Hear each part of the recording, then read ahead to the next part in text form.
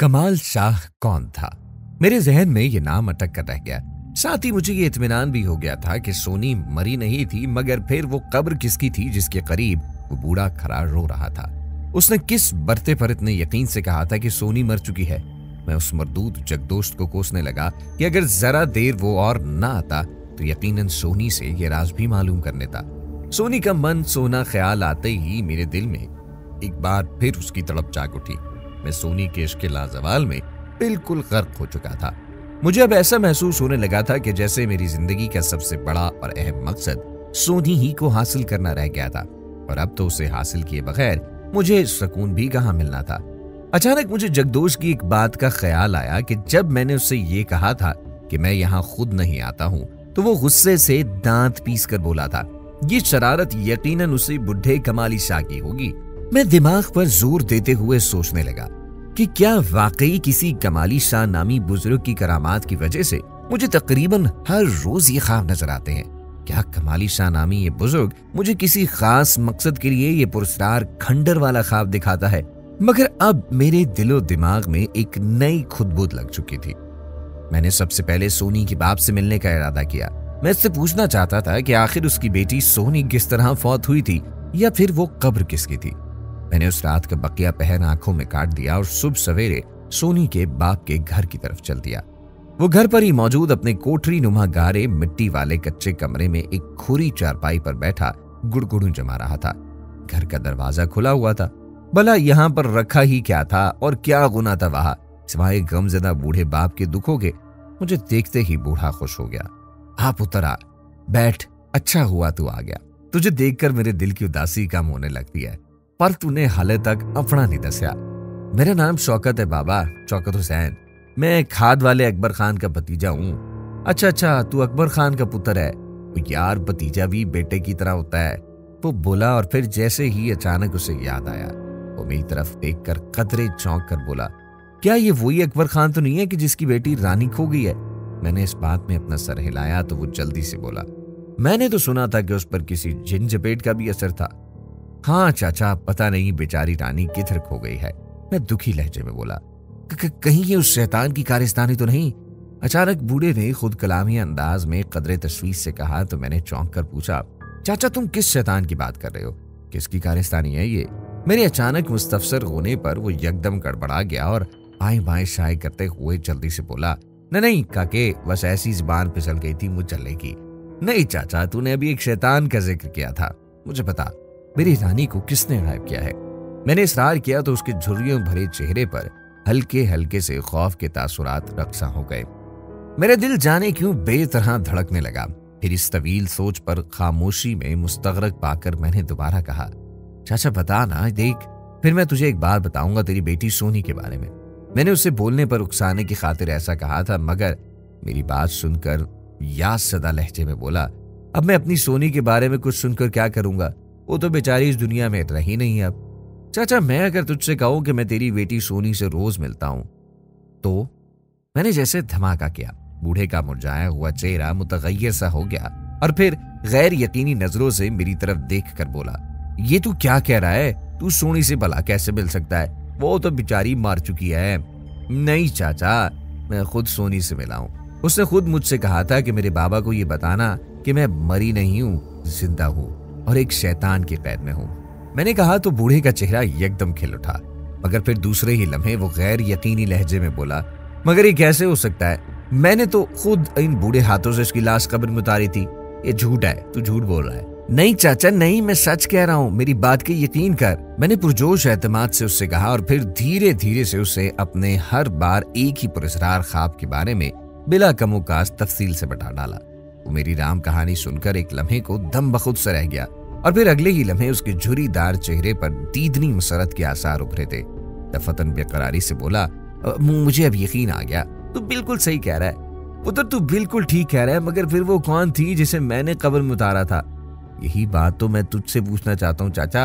अब तू मुझे बता कि सोनी को तूने अपनी आंखों के सामने मरते देखा था, मगर इससे पहले ये बताएगा कि अभी थोड़ी देर पहले किस शैतान की बात कर रहा था? मैंने पुरजोर लहजे में उसे याद दिलाया तो वो जल्दी से बोला, पुत्र मैं तुझे शुरू से सारी तफसील बताता हूँ कि सोनी का किन हालात में इंतकाल हुआ था। उस शैतान मरदूद का जिक्र भी इसमें आएगा, फिर तू खुद ही मेरी बात समझ जाएगा। ले अब सुन। वो चंद सानिये सांस लेने लुका और मैं धड़कते दिल के साथ हमतन गोश हो गया। फिर वो बताने लगा। शो के पुत्र, वो जाड़ों के ठिठुरते हुए दिन थे। मेरी धी सोनी मेरा बड़ा ख्याल रखती थी। उसकी माँ का इंतकाल उसके बचपन में ही हो गया था। मैंने दूसरी शादी इस गर्ज से न की थी कि कहीं वो बेचारी सौतेली माँ को कबूल न करे या वो इसकी बेइतनाई और जुल्म का शिकार न हो सके। बहरहाल सोनी को मैंने बाप के साथ साथ माँ का प्यार देने की कोशिश की थी। वो जवान हुई तो मुझे उसकी शादी की फिक्र सताने लगी और वो शादी के नाम से घबराती थी। उसकी वजह यह है कि वो जानती थी शादी के बाद मैं अकेला रह जाऊंगा, मगर उसकी शादी तो बहरहाल करना ही थी ना।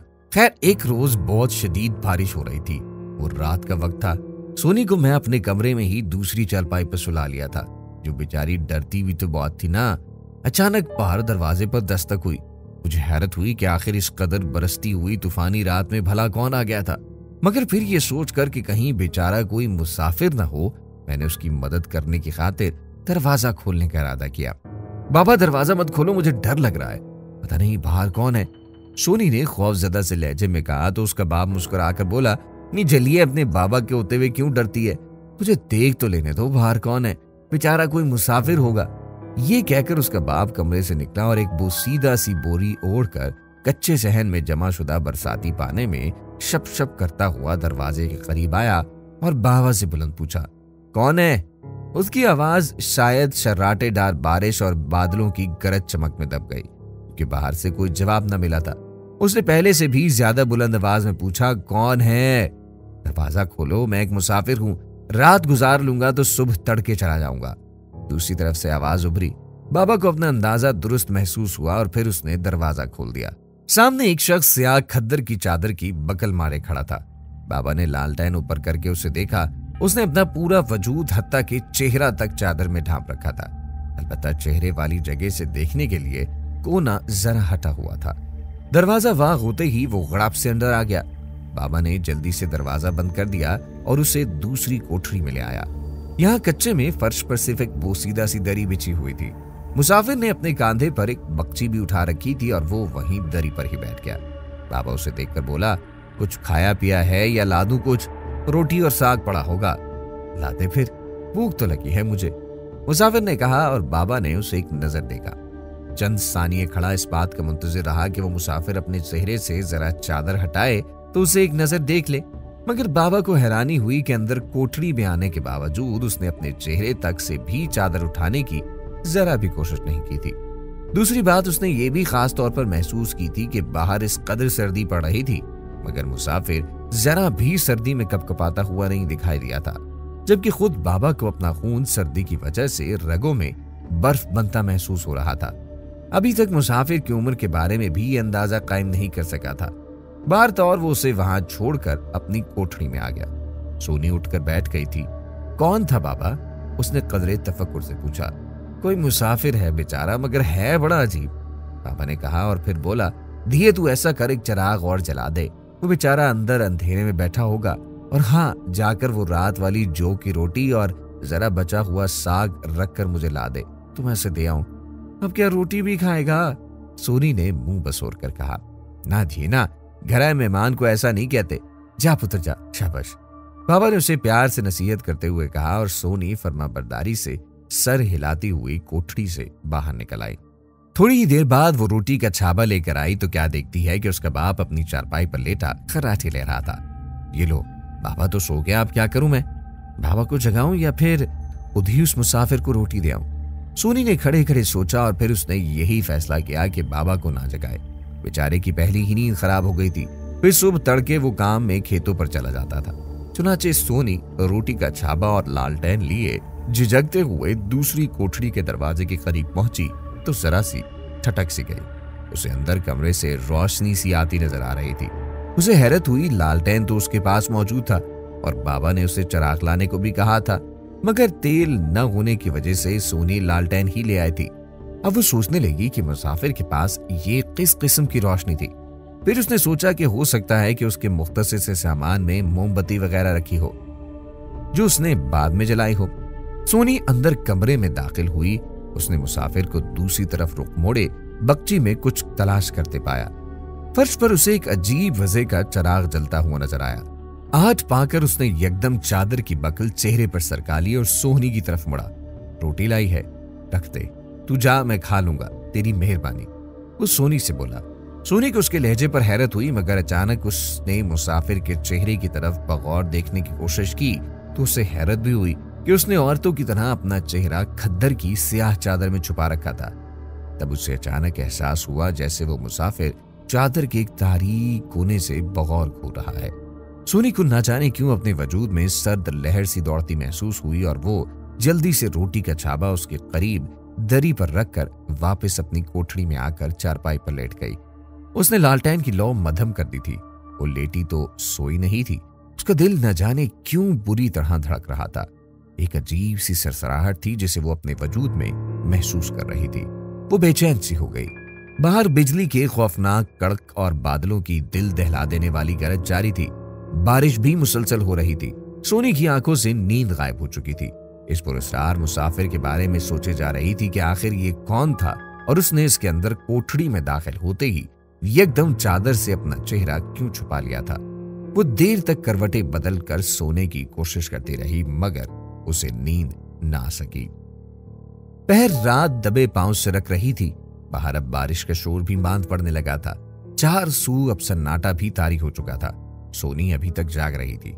करीब की चारपाई पर बाबा अभी गहरी नींद सोया खर्राटे ले रहा था। दफतन सोनी को बाहर सहन में आहट सुनाई थी। यह आवाज उस कोठरी के दरवाजा खुलने की चिड़चिड़ाहट थी जिसमें पुरस्कार मुसाफिर मौजूद था। सोनी ने सोचा शायद वो मुसाफिर पेशाब वगैरह की गर्ज से बाहर आया था, मगर फिर भी सोनी की तो निगाहें आखनी बंद कोठड़ी के दरवाजे की बारीक दर्जों के पार होने वाली मध्यम रोशनी पर टिकी हुई थी। मान सोनी ने देखा कि कदमों की हल्की हल्की चाप कोठड़ी के दरवाजे के करीब आ रही है। अब तो सोनी का माथा ठनका, उसका दिल जोर जोर से धक धक करने लगा। वो सहम सी गई। धड़कते दिल के साथ सोचने लगी कि मुसाफिर उसकी कोठड़ी के पास क्यों आ रहा था। फिर अचानक बाहर से किसी ने दरवाजे को अंदर धकेल कर खोलने की कोशिश की। दरवाजा अंदर से बंद होने की वजह से कोले से चिड़चिड़ा कर रह गया। सोनी बुरी तरह खौफजदा हो गई थी। चिरचिर की आवाज दोबारा उभरी तो सोनी के कांप कपाते लबों से बेख्तियार निकला, कौन है? उस आवाज के साथ ही दरवाजा हिलना बंद हो गया। सोनी को जाड़े के मौसम में भी पसीना आ गया था। फिर उसने किसी के वापस जाते कदमों की चाप सुनी और फिर रोशनी भी गायब हो गई। सोनी की हलक से बेख्तियार गहरी सांस खारिज हो गई। अब बाहर गहरा सकूत छा गया था। सोनी के जी में आई कि वो कोठड़ी से बाहर जाकर जरा हालात का जायजा ले। अब तो वैसे भी उसकी आंखों से नींद कोसों दूर हो गई थी। वो थोड़ी देर चारपाई पर बैठी रही और फिर आहिस्तगी से उठकर दरवाजे की तरफ बढ़ी और लरजीदा हाथों से कुंडी खोलकर उसने दरवाजे का पहले एक पट वां किया तो सर्द हवा के झोंके ने उसे ठठरा कर रख दिया। बाहर सहन तारीक सन्नाटे में डूबा हुआ था जिसमें वो पुरस्कार मुसाफिर मुकीम था। दरवाजा बंद था। अंदर से अलबत्ता हल्की सी रोशनी चमकती नजर आ रही थी। सोनी की समझ में नहीं आ रहा था कि आखिर ये मुसाफिर उस कोठड़ी का दरवाजा क्यों खोलने की कोशिश कर रहा था।